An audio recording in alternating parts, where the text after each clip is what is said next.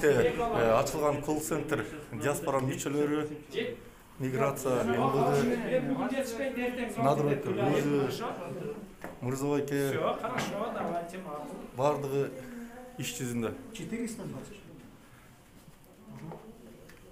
Нурали мырза, канча звонок келди бүгүн? Башта жетпей калды уже. Страшный.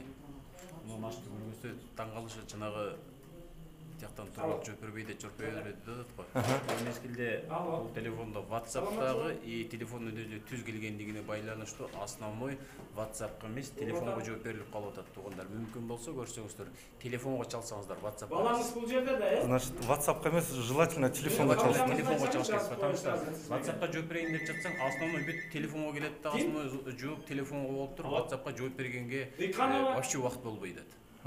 Все, рахмат. Дыйканова, Надыр мырза.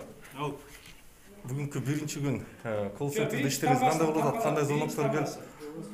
Иштер жакшы эле болуп атат, бирок ушунчалык звонок көп болуп атат. 2 номерге жооп берип жетишпей атам. Бирөөлөрдүн ал-акыбалын сурап, шартынын баардыгын сурап, компьютерге түшүргөнчө экинчи телефон келип, экинчиге алып жетишпей, кыскасы жана элдеги элчилик жооп бербей атат деген сөз ушудан чыгып атса керек. Биринчи света, экинчи Сүйлөгөнчө уже телефон звоноктор келет. Кыскасы колдон келишинче аракет кылып атабыз. Чалыңыздар, эгер албай калса экинчисине чалыңыздар, үчүнчүсүне чалыңыздар. Ушинтип эми аракет кылып чогуу жеңбесек башка жол жок. Ошо туугандар бири-бирибизди туура түшүнөлү.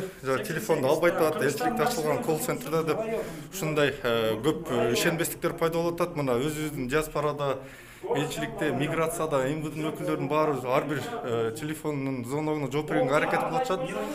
Бирок звонок көптүгүнө байланыштуу мына азыр даже 6-7 киши жетишпей атат. Ошон үчүн баарыңар өзүңөргө сак болуңуздар, кайра-кайра чалыңыздар.